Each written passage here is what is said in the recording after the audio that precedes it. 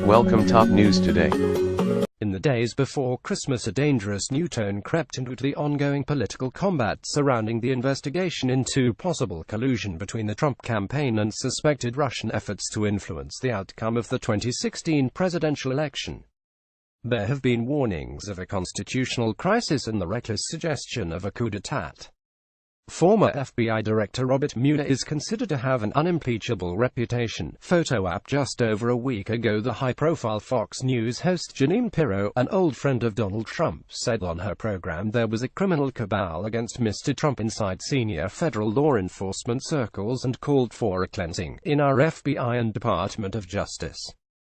It needs to be cleansed of individuals who should not just be fired, but who need to be taken out in cuffs. The same day, her colleague Jesse Watters went further, warning his viewers of a potential coup. The scary part is we may now have proof the investigation was weaponized to destroy his presidency for partisan political purposes and to disenfranchise millions of American voters, he said. Now, if that's true, we have a coup on our hands in America. Similar language has bounced around the online echo chamber of right-wing media. Within days, this inflammatory rhetoric was being echoed by Republicans in Congress, where the Deputy Attorney General, Rod Rosenstein, faced tough questioning as to whether he should fire the special counselor leading the investigation, Robert Mueller. In response, a Democratic Senator, Mark Warner, the most senior Democrat on the Senate Intelligence Committee, which is conducting its own investigation into the election, warned that he believed allies of Mr. Trump were laying the political groundwork to have Mr. Mueller fired.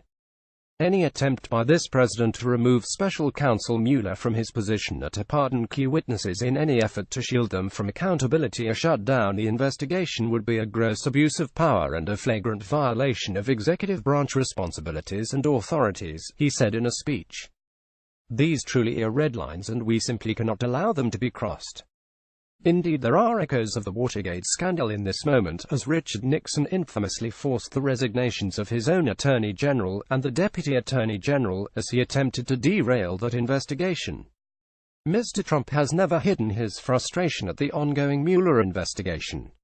In June, he declared via Twitter that it was a witch hunt.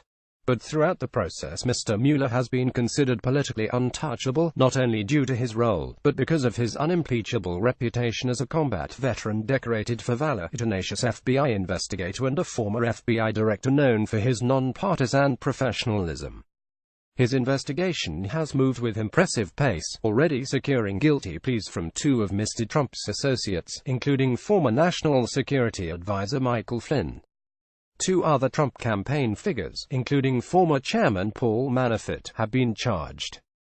But recent revelations that two senior FBI officials involved in the investigation had exchanged anti-Trump text messages during the election have led some Republicans to cast the entire investigation as compromised.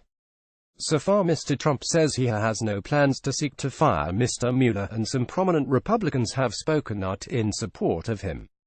He's the best hope for giving us a product that the largest number of Americans can accept as credible, Congressman Trey Gowdy, the chairman of the powerful House Oversight Committee, said in one interview. Mr. Trump ended the year on a high, having passed what he considers to be history-making tax cuts. Despite this achievement, the intensifying battle over the Mueller investigation suggests that in the new year we can expect American politics to remain as fraught as it has been since the day Mr. Trump was inaugurated almost 12 months ago. And Senator Warner's warning is right. Any Republican attempt to end the investigation would result in a constitutional crisis more serious than any seen since Watergate. It would be a dangerous outcome not only for America, but for a global community confronting intractable violence in the Middle East and a dangerous crisis on the Korean Peninsula.